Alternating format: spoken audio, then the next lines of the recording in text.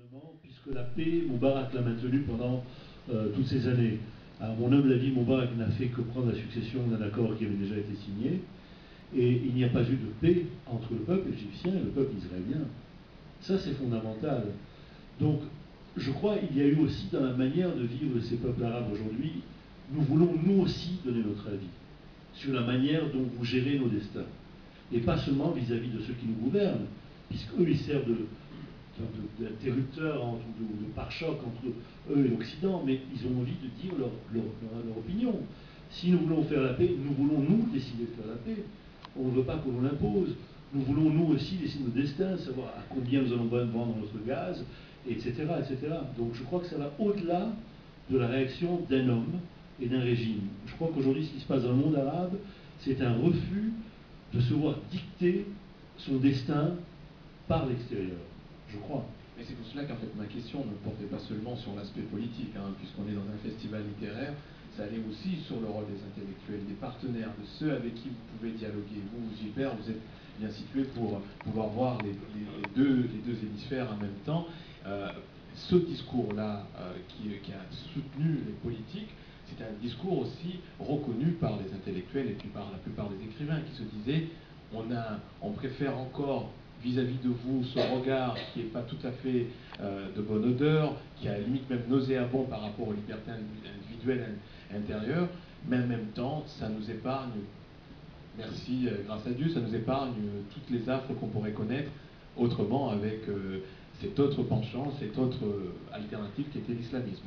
Vous savez, pardonnez-moi, je vais laisser très vite la parole à Alain, je crois que cette histoire de ou la dictature ou l'islamisme est une espèce d'invention occidentale pure. D'abord, il faut savoir qu'il n'y a pas les mêmes connotations entre les chiites et les sunnites, par exemple. Ce qui s'est passé il y a 30 ans en Iran, lorsqu'on a accueilli M. Khomeini les bras ouverts comme une idole, et que la France avait recueilli à Neuf-le-Château pendant des années, mais personne ne savait ce que c'était que l'islamisme. Pardonnez-moi. Aujourd'hui, il y a eu 30 ans de passé. Vous croyez qu'un gamin de 25 ans qui est sur Internet ou Twitter ou machin va avoir envie de voter pour un type comme Khomeini? Je ne le crois absolument pas. Ou alors c'est que la jeunesse égyptienne, qui a moins de 25 ans aujourd'hui à 65%, est devenue folle. Donc, quand on parle d'islamisme, on prend toujours comme exemple l'Iran et ce qui s'est passé en Iran. Mais c'était il y a 30 ans. Aujourd'hui, les jeunes savent ce qui les attend. Ils savent très bien que s'ils votent pour un régime salafiste, ils savent très bien ce qui les attend au bout du canon. Enfin, je crois. Donc, cette histoire de où c'est l'islamisme, où c'est la dictature, me paraît aberrant. Non, oui, mais je suis d'accord avec Gilbert. Je pense que c'était une propagande qui a été utilisée par, je parle de l'Égypte, et je pense que même les autres dictatures arabes, c'est pareil. Ça a été utilisé par le dictateur comme ça pour envoyer un message, surtout ailleurs, à l'Occident, ou bien vous acceptez les dictatures au monde arabe, ou bien soyez préparés pour le taliban au pouvoir, par exemple, en Égypte. Ça, c'est pas vrai du tout. Et même la révolution. Même Kadhafi a voulu prendre. Oui, mais Kadhafi, c'était un cas spécial. Très spécial. Très spécial.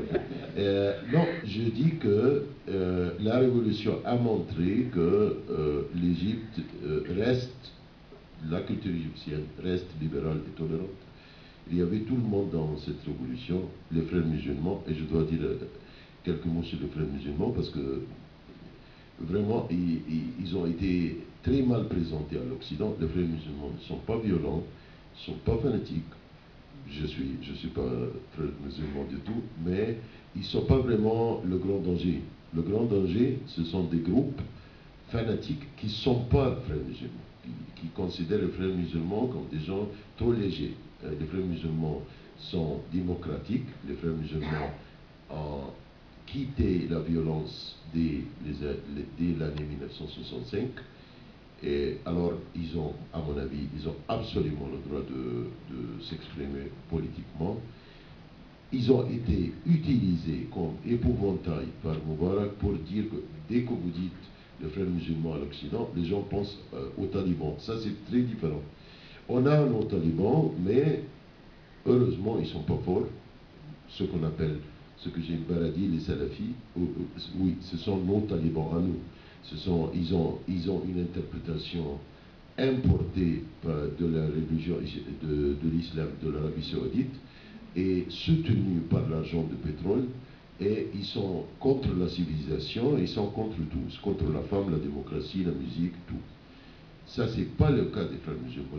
Les frères musulmans vont faire en Égypte un parti politique et seront un autre parti de droite religieux, comme, à mon avis, comme les partis de droite religieux qui existent en Allemagne et en Suisse, par exemple.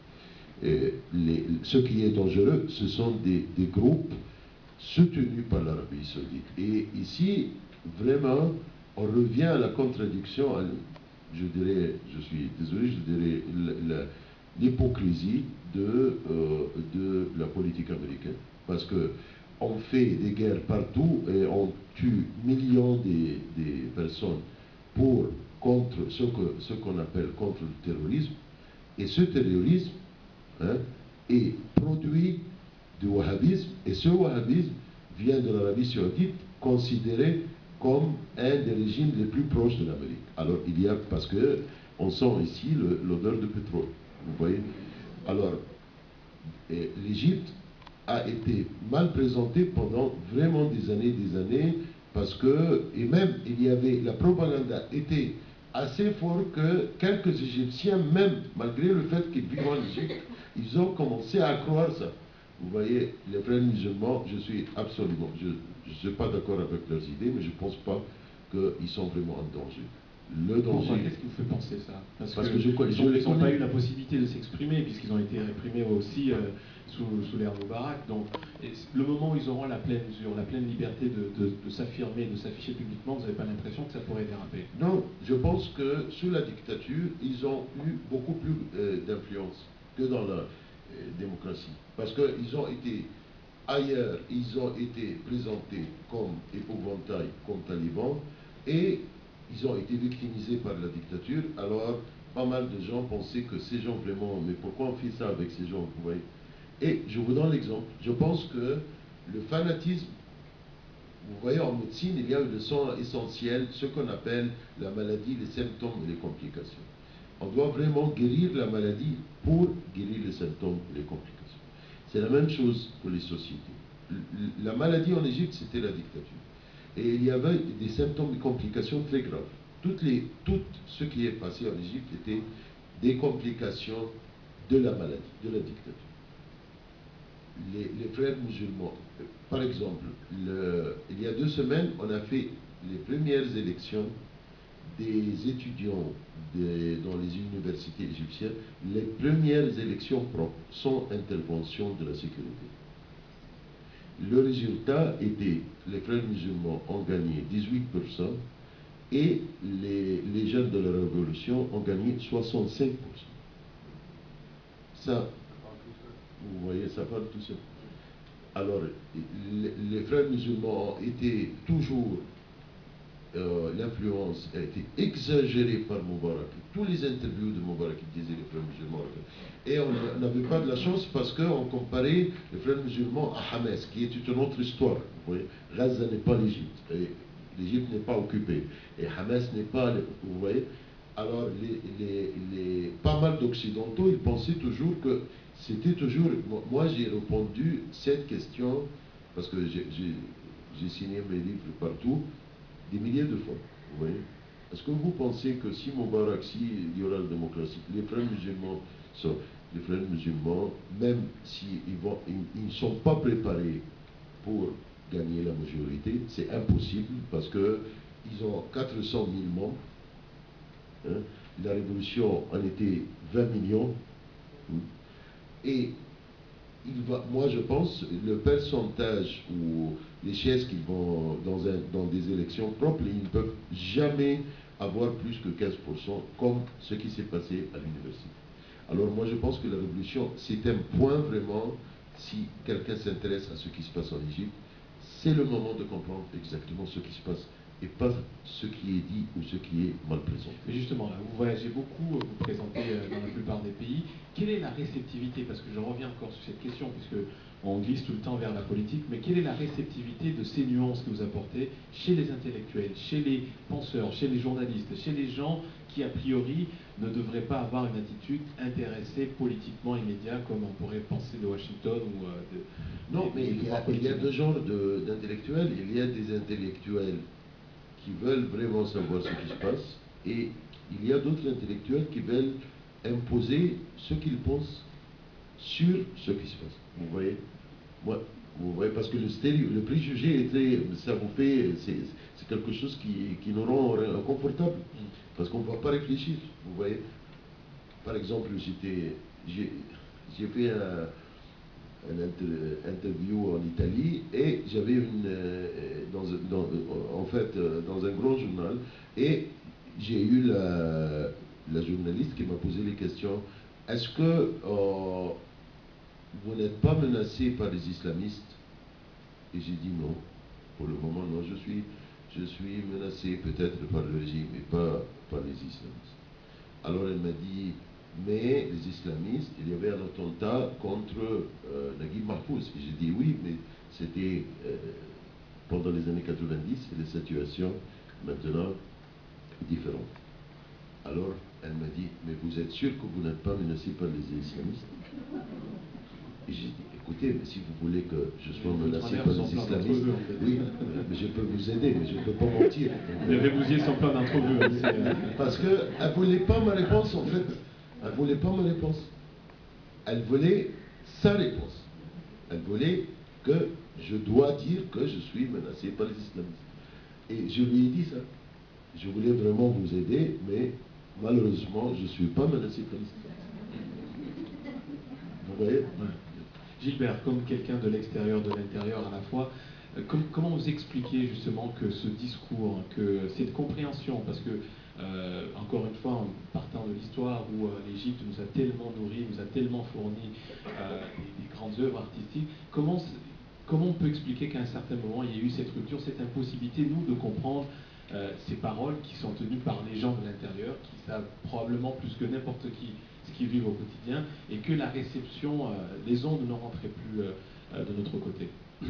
Je pense que tout simplement, il y a des discours qui arrangent certains gouvernements, et qu'il est toujours très facile de diaboliser une société au vu de ses propres intérêts.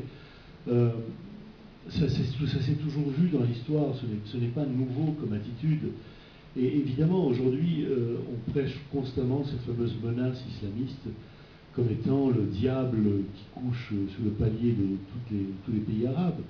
Mais parce que tout simplement, ça arrange certains gouvernements, certains intérêts financiers, de maintenir les peuples aussi dans un état de léthargie, d'ignorance, de soumission. Mais il y a aussi un autre facteur qui me semble très important. N'oubliez quand même pas ce qui se passe en Europe. En Europe et en France en particulier, mais je ne dirais pas qu'en France, puisqu'il n'y a qu'à voir la montée de l'extrême droite en ce moment dans toute une partie de l'Europe du Nord et même en France. Regardez ce qui nous attend avec Madame Le Pen. Il y a un phénomène d'immigration. Et comme toujours, il faut un bouc émissaire. Quand les choses ne vont pas bien, on va désigner du doigt une communauté. En 40, c'était les Juifs, maintenant ce sont les Arabes. Et les Arabes, qui dit arabe, tout de suite on dit islam. Et qui dit islam, on dit islamiste. Voilà. On a fait un raccourci global.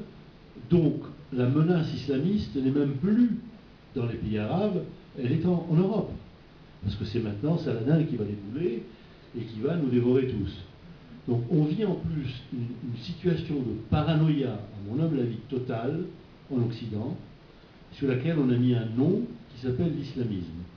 Donc de là à dire, regardez les pays arabes, il vaut mieux un dictateur parce que sinon c'est l'islamisme, on fait réflexion à ce qu'on vit nous-mêmes sur le continent européen. Donc on vit une vraie crise de paranoïa en ce moment.